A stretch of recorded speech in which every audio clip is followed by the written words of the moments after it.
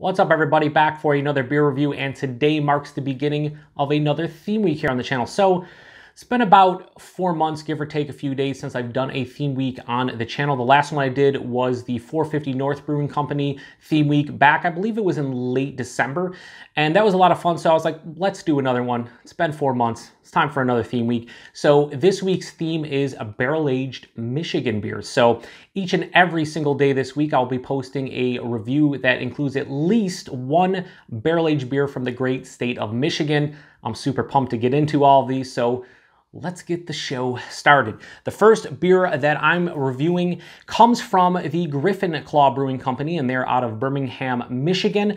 And this is their Flying Buffalo, and this is the bourbon barrel-aged Great Lakes coffee variant, and this is also the 2018 vintage. Now, this is a Russian Imperial Stout that is aged in bourbon barrels with coffee for 9 months, comes in at 12% alcohol by volume, 55 IBUs, and at the time of review, I believe this beer is just under 6 months old. And I want to give a huge thanks and shout out to a good friend of mine and viewer of the channel, Jeff, aka NoJinx, for hooking me up with this beer.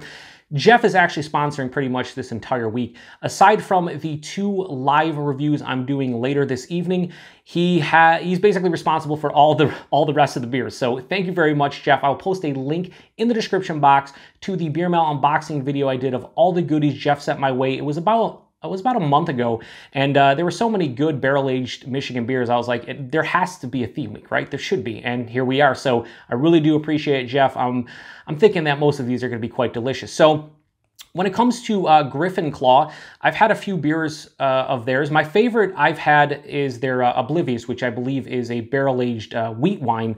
And that beer is absolutely delicious. I've had it numerous times. I've had it fresh. I've had it aged. And I haven't had too many other beers from them. I think I've had about a half dozen total. And I like what they do, but I've never had any of the Flying Buffalo beers, you know, the base or any of the variants. So I have this one, and I also have their coffee and hazelnut Jeff sent me that I'll be doing by the end of the week, and I'm quite pumped up to see what these have to offer. So yeah, they have a little bit of a spiel here on the side. It says, Brewmaster Special Reserve.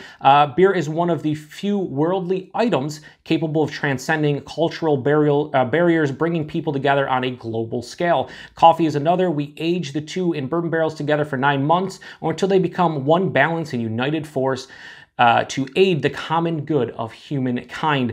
The coffee beans are selected with Great Lakes Coffee Roasting Company, and they indicate that they do come from Costa Rica. So yeah, now this beer is about an hour out of the fridge, probably ideal drinking temperature, and I already rolled it and everything, so we should be good. 12%, 55 IBU, barrel-aged coffee Russian Imperial Stout. What's not to love? Let's give this a pour. So I'm thinking this should be pretty tasty. Now, I have seen Jeff and a few others on Untapped. They basically really dig this one. Now, I know Jeff has drank this both relatively fresh and recently, and I don't think his opinion has changed much. Now, this is obviously a coffee beer, 6 months old. We'll see if it has died off, but I don't think so. I think we'll be all right. So a lot of alcohol legs, but that actually pours out this really deep, murky, like super deep brown color. That's not, when it was pouring out, it had like mahogany and brown tones, but it's not pitch black. It's like a deep brown. It had about a finger of a straight up brown colored head that has dissipated to about a half a finger, and I think it's gonna be gone here momentarily. Relatively creamy looking. It looked like a solid beer. You know, it looked like a solid Russian Imperial Stout, albeit maybe a bit lighter. Anyway, let's get a nose.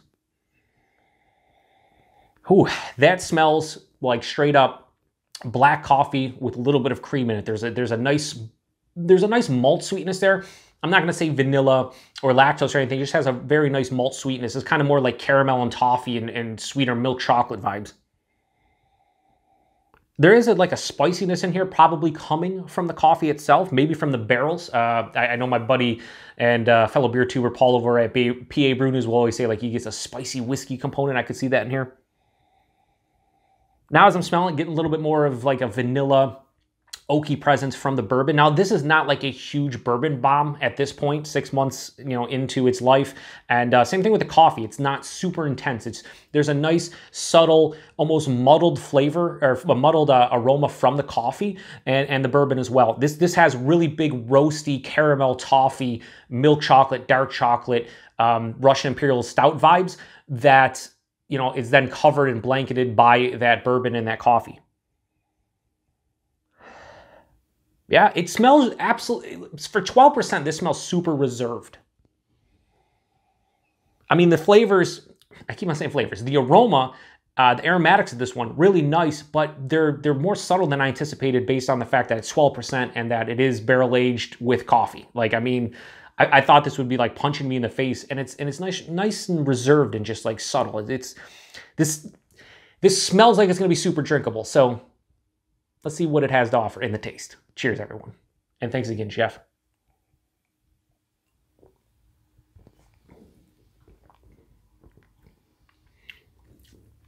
That's really, really tasty.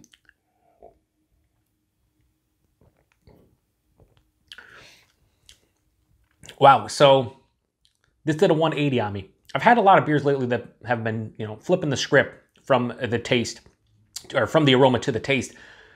First off, this is still warm? This is, dare I say, hot. It has a boozy component to it. On the palate, I'm even getting it through the nose. You can tell this is 12%. There are so many beers that, you know, are 11, 12% nowadays that drink like half that, or like 7, 8%. Now this one, this is boozy. So right up front, this is higher side of medium body, lower side of full body, so it is a bit thin overall in general. But I figured from being in the barrel for 9 months and with coffee and everything, I thought it would thin out a bit, and it has, which is fine. The mouthfeel, this is a little bit more carbonated than I also anticipated. It's not like over-carbonated, it just has a nice, you know, spritzy character to it. It has a nice softness. Well, it's more smooth than soft because there is a decent amount of carbonation, but it's not detracting. I just thought I'd mention it just because so many of these beers, when they're in the barrel and whatnot, usually don't have a ton of carbonation, but this one has an appropriate amount. But yeah, a lot of caramel, a lot of toffee, sweeter dark fruits, like a sweet dark cherry, milk chocolate into dark chocolate. It is a sweeter chocolate. It's like between milk and dark. And then as it passes through the palate, like all that sweetness is right up front. As it passes through the palate, about halfway through, maybe 2/3 of the way through, it just like dries out. There's like a spicy bourbon component mixing in with that coffee, so it dries it out. It adds a little bit of like oak tannin bitterness, so it balances out the sweetness. I'm basically left with a pretty dry finish, a little bit of a warming sensation, and a little bit of like a vanilla oak tannin thing going on as well.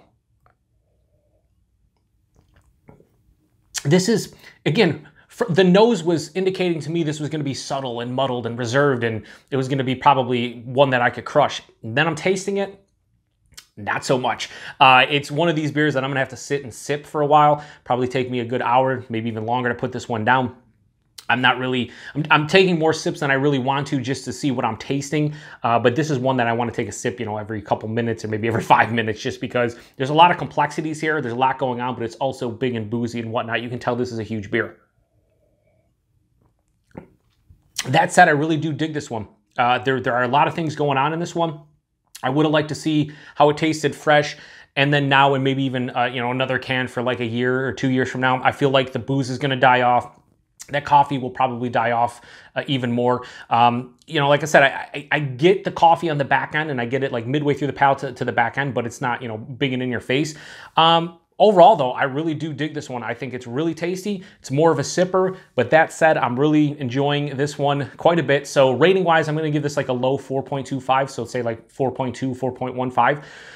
Yeah, it's pretty tasty. If you have this, or you can still get this in Michigan, I definitely recommend it, especially if you like barrel-aged, big barrel-aged Russian Imperial Stouts that have some booze behind it.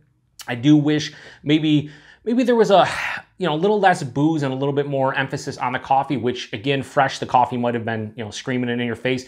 But I feel like fresh, this one would be even boozier, and I don't know how that one would play on my palate, but I really do dig it. So a low 4.25 out of 5 for the Flying Buffalo Bourbon Barrel Aged Great Lakes coffee version from the Griffin Claw Brewing Company.